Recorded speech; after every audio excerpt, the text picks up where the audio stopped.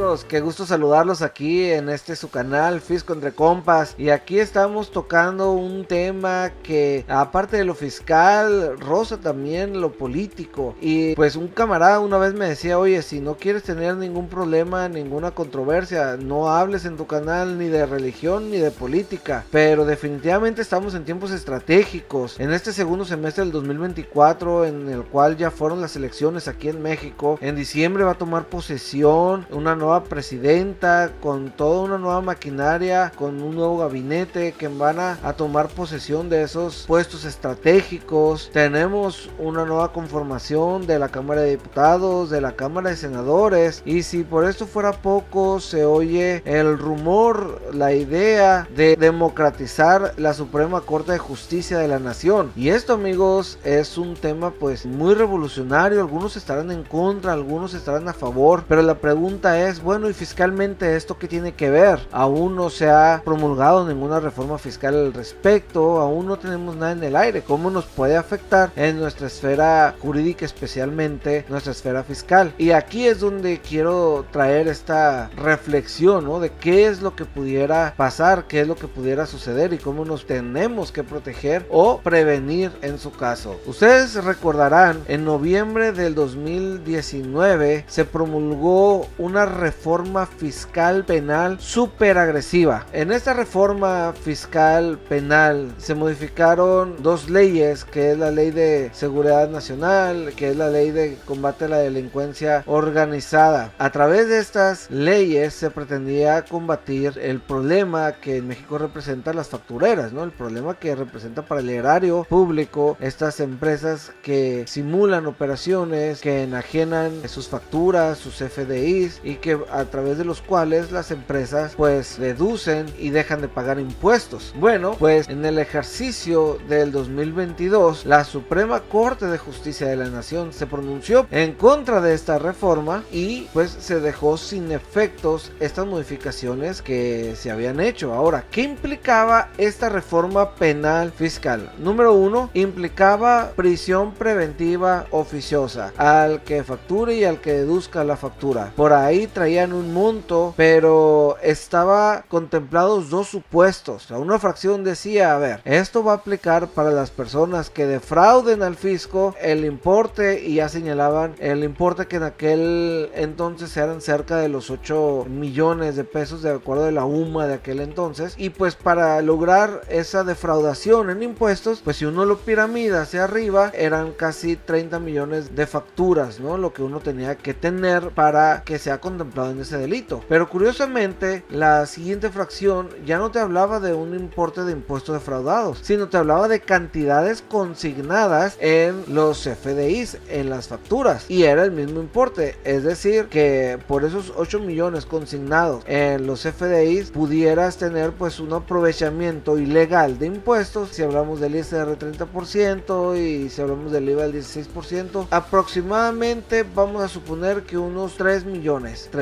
y fracción, alrededor de esa cantidad, pues ya te hacía candidato o ya te hacía sujeto a las consecuencias de estas reformas. Ahora bien, ¿qué es lo delicado de esta reforma? Es que cuando se trata de esta prisión preventiva oficiosa, quiere decir que a una persona va a llevar su procedimiento legal en la cárcel, es decir, no va a estar en libertad mientras se desarrolla el juicio, sino que este tipo de personas, por el tipo de delito, iban a estar en prisión. Ahora, es muy delicado el tipo de ley en el cual estaba contemplada esta reforma, que repito, esta reforma fue declarada inconstitucional por la Suprema Corte de Justicia de la Nación en el ejercicio 22. Estamos haciendo nada más una especie de recapitulación. Ahora, ¿qué implica esto de la prisión preventiva oficiosa? Bueno, que el sujeto iba a llevar su proceso en prisión. Pero número dos, al estar contenida esta reforma en estas leyes, delincuencia organizada y de ley de seguridad nacional, porque de ahí emanan estas leyes, emanan directamente, se vinculan con el artículo 19 constitucional. Estamos hablando de que muy probablemente estos sujetos iban a estar en una cárcel, pues vaya, en esas cárceles federales que tienen a los delincuentes de alta peligrosidad, es decir, con visitas muy reducidas, con este intercambio de información con